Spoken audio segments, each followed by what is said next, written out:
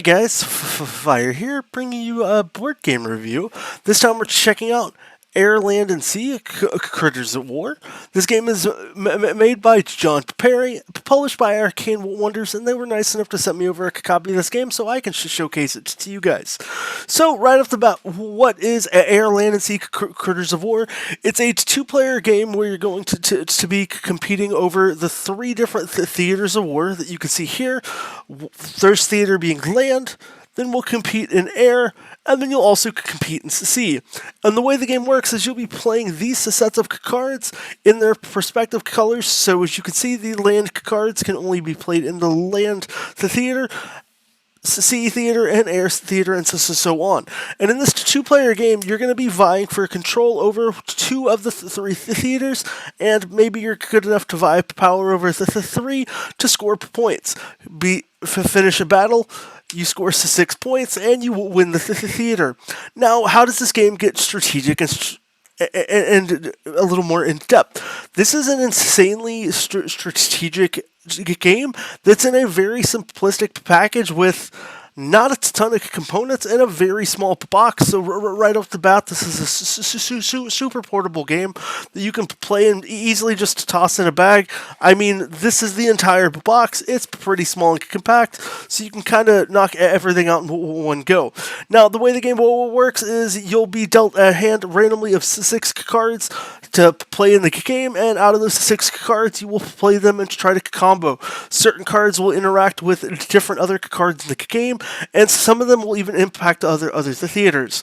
Now, go to play a card, but you don't quite have an air card, you can play any one of the cards using this kind of wild side for 2 into any one of these 3 theaters, ignoring the traditional theater rule of those cards.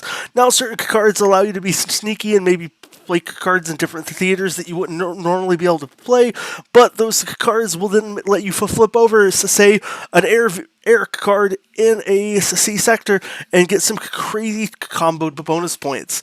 Now, with that being said, maybe you think you're losing in battle.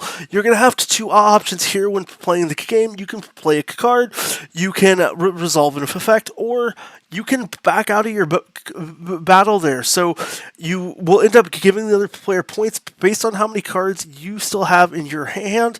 So you can maybe give up on the battle, but you're still going to give them some amount of victory points. First player to score a total of 12 points is going to win the game. And what I really like about this game is it's very subtle, but once you really kind of dive into the nuances of this game, you realize there's a lot of crazy combos.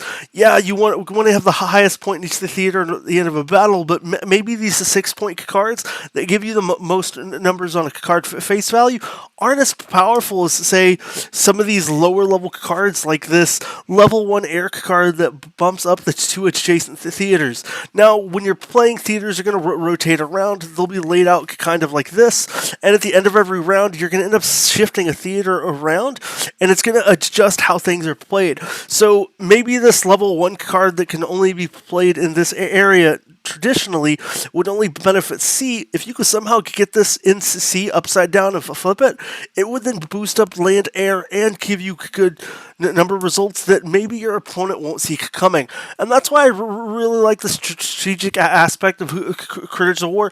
It's a super simplistic game to get into.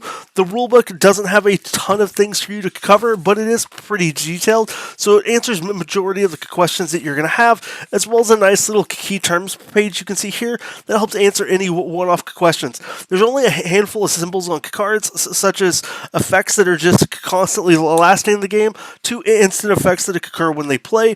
So it's a very easy game to pick up and play and to teach anybody, and that for me is why I would definitely recommend, if you need a small box game or maybe a gift for the holidays, you should check out Air, Land, and Sea, Critters of War. It's a pretty fun game, coming in at a price of starting at $18. Maybe you can find find it. It's cheaper on some other sites, but that's what Arcane Wonders has listed on their site. I'm going to put a link down in the description if you want to check out Air, Land, and Secret Critters at War for yourself. But yeah, outside of that, I appreciate you guys checking out. If you want to see other board gaming, video gaming related content, be sure to hit that subscribe button down below.